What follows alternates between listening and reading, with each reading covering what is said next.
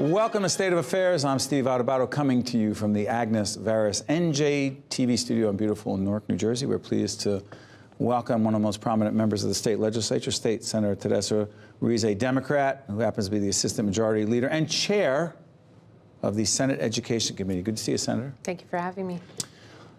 One of the issues that you have been a leader on, in a whole range of education issues, but one of the ones that we're involved in right now as part of an initiative called Right from the Start, NJ. It's a public awareness initiative dealing with infants and babies and their needs, and you know this professionally and personally. That's right. So my career trajectory started me inside of a daycare classroom. I think you know the story. And that's the first time I really learned the impact that a teacher can have in a child's life.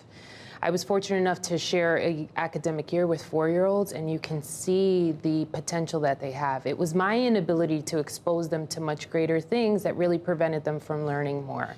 And so when I got into the legislature, my focus was education and a real fine-tuned lens on early childhood. State of New Jersey has a phenomenal early childhood program, but what we have lacked in is expanding those programs and really thinking about pre-3-year-olds. What happens from prenatal care to 3 before we get them inside of a classroom setting.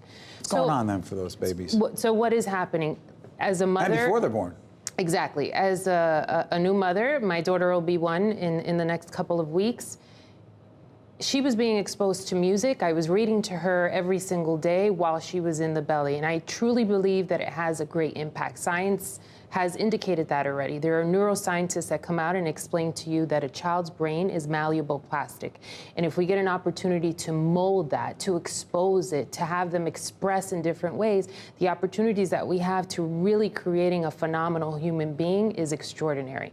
But that also requires that the mother has access to high quality health care, that she has quality to career programs, that she is in an environment that's safe and secure, and that she has a career pathway herself. And so it's a huge, full hands-on deck approach, depending on many different departments.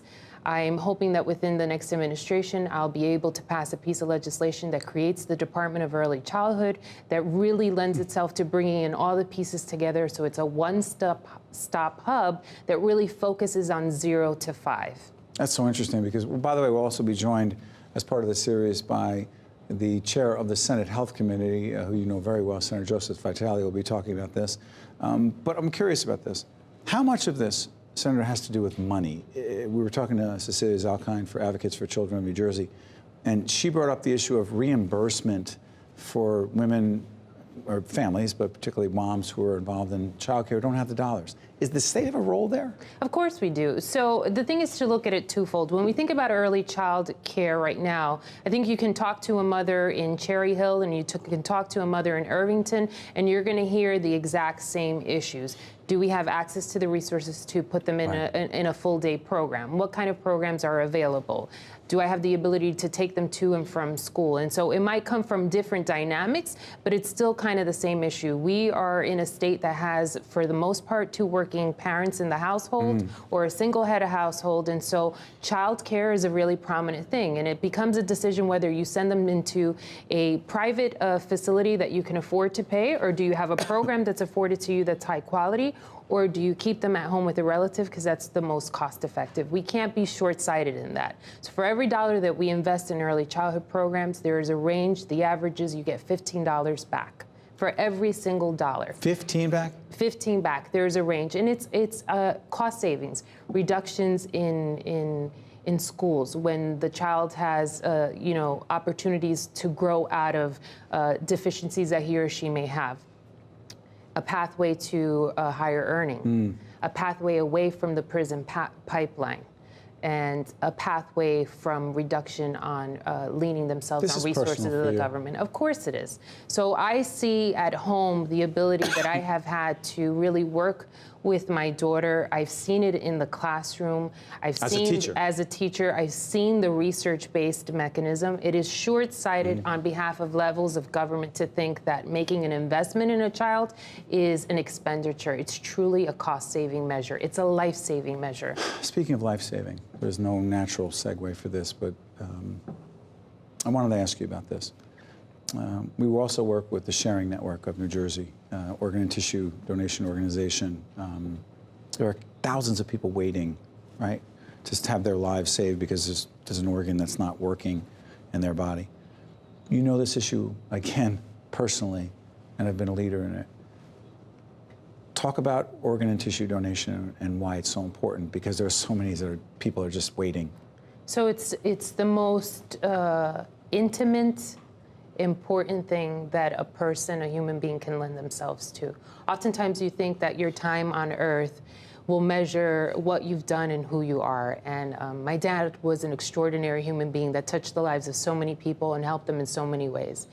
And he oftentimes would kid, because he had diabetes, et cetera, and would say, you know, I'm an organ donor, but who's going to want any one of these used parts? They're not going to be good for anything. And he was so wrong. He lives on in two people, someone who's reached out to our family, who really got a second chance at life because was part of the gift of sharing. And it's an extraordinary thing. If you have the opportunity to do it, we should all check that box on our driver's licenses, or leave, you know, detailed information as to what you want happen. You can give back way after in ways that you can never imagine. Before I let you go, we've known each other a few years. We've had a lot of offline conversations, and one of the things that strikes me is your optimism about being able to solve our problems in spite of what appears to be going on in Washington and State House, the gridlock. Why do you remain optimistic? I have to remain optimistic. When you think about the future of this country and this state, the only way that we're really going to turn the corner is making sure that we keep the eye on the prize. And for me, that's the next generation of leaders. It's children. It's making those investments. We saw it in this last budget cycle. We were able to put in over $100 million into the school funding formula. 25 of that went into early childhood expansion. And we just need to keep the bar moving back until we get to a finish line that moves every child in the state of New Jersey into a classroom that has high-quality school setting. I take back what I said. I need to ask you about DACA. Sure. We don't know exactly where we are in the fall, late September 2017. President has said one thing, and I'm not sure exactly where he is right now, but I know what the Attorney General, Jeff Sessions, said. 22,000 Dreamers in New Jersey, you say? I say they're New Jerseyans. I say they're our students. I say it's our responsibility to be sure that they have access to school, that they have access to resources, and that they continue to be part of the economic vibrancy that they have been for the years that they've been here. We can't send them back? Absolutely to where? not. I mean, where's back? They are Americans. They know America as their home. They know New Jersey as their home. State Senator Teresa Ruiz is a Democrat. She is the Assistant Majority Leader, and she is, in fact, the chair of the very important, significant Senate Education Committee. Thank you, Senator. Thank you. Stay with us. This is State of Affairs. We'll be right back. State of Affairs with Steve Adubato is a production of the Caucus Educational Corporation, celebrating over 25 years of broadcast excellence. State of Affairs with Steve Adubato is brought to you from the Agnes Veris NJTV studio at 2 Gateway. Funding has been provided by New Jersey Sharing Network, the Healthcare Foundation of New Jersey, JAG Physical Therapy, Georgian Court University, Valley National Bank, Verizon, and by Fedway Associates.